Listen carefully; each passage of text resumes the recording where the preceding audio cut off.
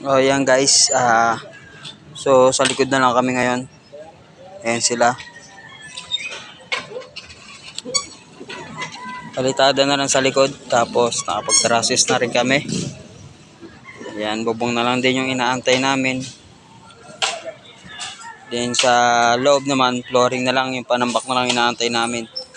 Ayan. Yung mga kasama. At ako'y tapos na. Magliligpit na ako ng aking machine.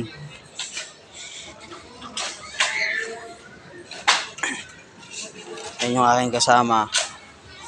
Skedom. Ayan. Welder. Ang mabagsik kong welder. Kaya yan. May mga kasama ko. Ayan.